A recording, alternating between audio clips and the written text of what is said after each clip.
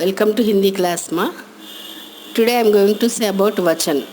What is vachan? How many types of vachan are there? And what are those examples and all we are going to see. ఈరోజు మనం వచన్ గురించి నేర్చుకుందాము. వచన్ అంటే మీకు తెలిసి other numbers అని ఇంగ్లీష్లో అంటారు కదా. పరిభాష ఫస్ట్ డెఫినేషన్ చూడండి అమ్మా. शब्द के जिस रूप से एक या अनेक का बोध हो उसे वचन कहते हैं. वचन అంటే ఒక పదము ఒకదాని గురించి చెప్తుందా, ఒకటి కంటే ఎక్కువ దాని గురించి, ఎక్కువ వస్తువులు కానీ వ్యక్తులు కానీ వాటి గురించి చెప్పేదాన్ని వచన్ అంటాము. ఓకే. హిందీ మే దో వచన్ హోతే హై. హిందీలో 2 types of vachan are there. 2 రకాలుగా ఉన్నాయి. ఏంటి అంటే ఒకటి ఏకవచన్, 2 బాహువచన్.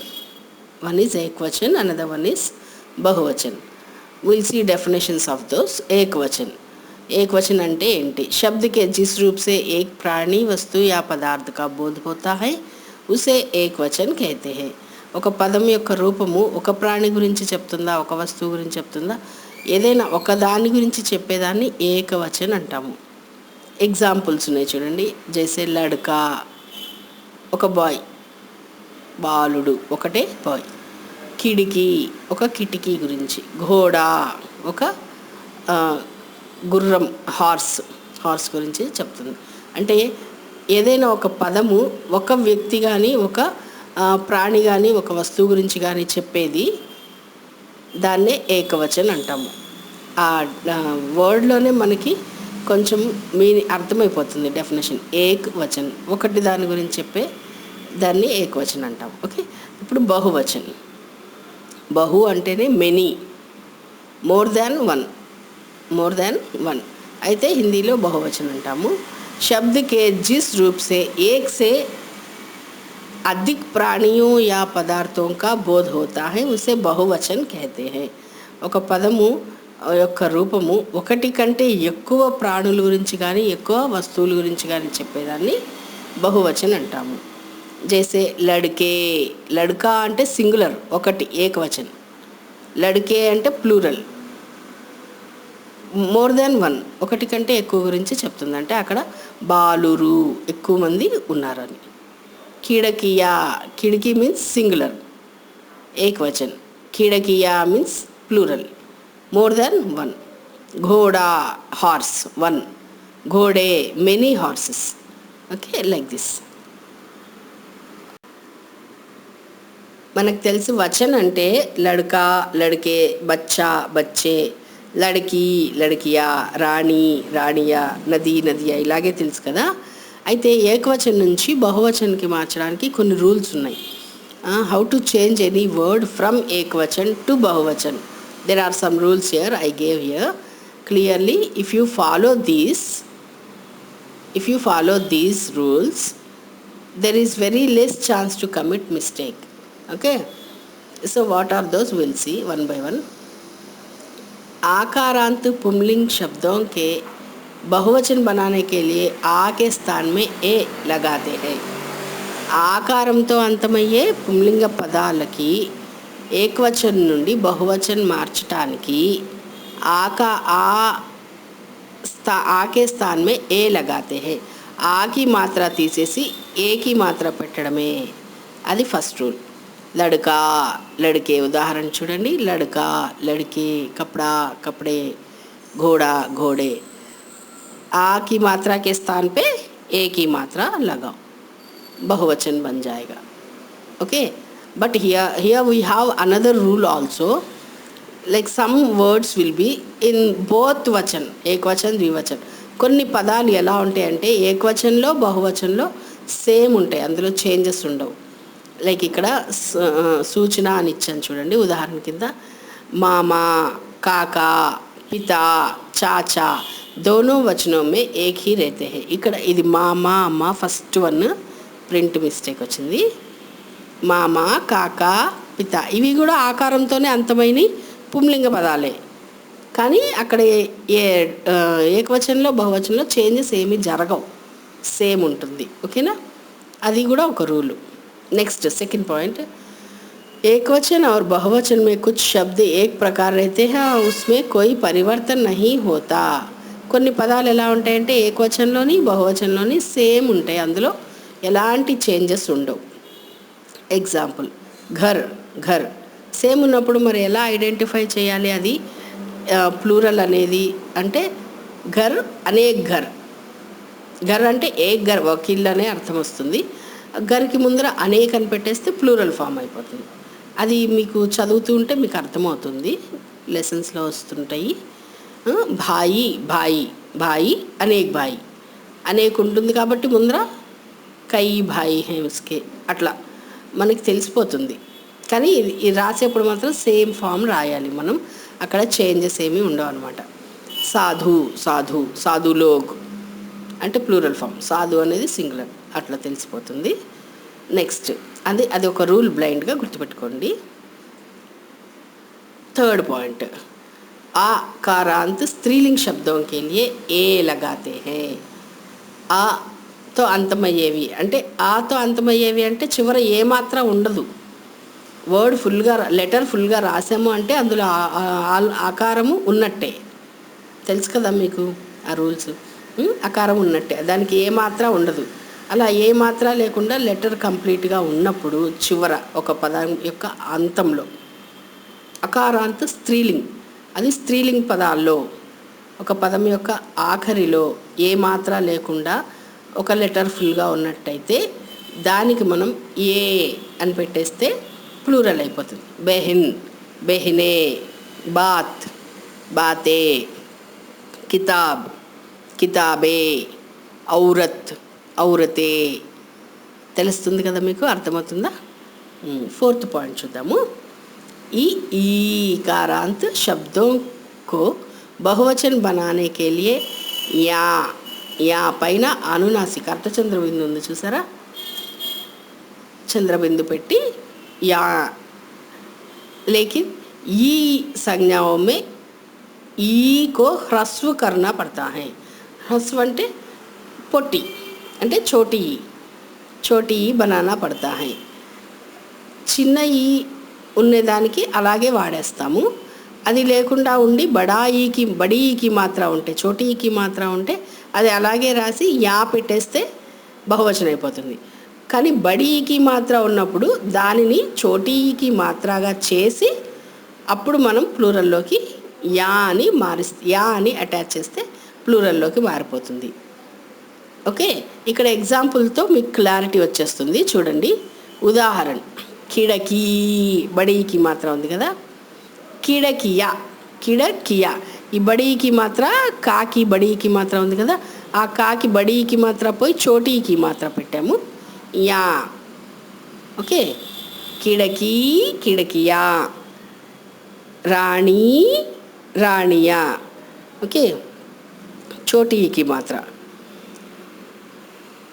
చేసి దానికి యా అనేది జోడిస్తే అది ప్లూరల్లోకి అయిపోతుంది, ప్లూరల్ అయిపోతుంది. ఓకేనా? ఎస్మా ఫిఫ్త్ రూల్ చూద్దాము. याकारांत, याकारांत शब्दों के अंत में अनुस्वार लगाने से, యాకారాంత్ యా అనే దాంతో అంతమయ్యే పదాలకి చివర అనుస్వార్ చంద్రబిందు పెడితే అది ప్లూరల్ ఫామ్ అయిపోతుంది. అదొక రూల్ అనమాట. చిడియా, చిడియా. ఓకే, గుడియా, గుడియా, బుడియా, బుడియా. బుడియా అంటే ముసలివాళ్ళు, గుడియా అంటే బొమ్మ, చిడియా అంటే బర్డ్స్. ఓకే, ఇలాగా యా అర్ధచంద్రబిందు, చంద్రబిందు అనుస్వార్ పెట్టేస్తే అక్కడ మనకి ప్లూరల్ ఫామ్ అనేది తయారు చేసుకోవచ్చు. ఓకే, సిక్స్త్ రూల్ ఏంటి అంటే ఆ ఈ ఈకారాంత్ स्त्रीलिंग शब्दों को छोड़कर अन्य स्त्रीलिंग शब्दों को ए लगाने से, ఆ అంటే ఏ మాత్ర లేకుండా ఉండే స్త్రీలింగ పదాలు, చోటీ ఈకి మాత్రతో ఉండే స్త్రీలింగ పదాలు, బడి ఈకి మాత్రతో ఉండే స్త్రీలింగ పదాలు, వీటన్నిటిని పైన చూసుకున్నాం మనము. ఓకే, థర్డ్ ఫోర్త్ రూల్స్లోనే అవి చూసుకున్నాము.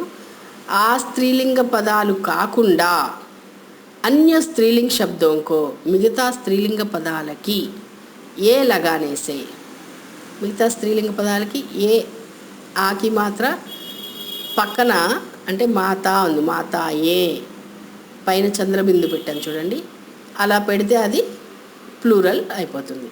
మాతా మాతాయే, లతా లతాయే. ఓకే.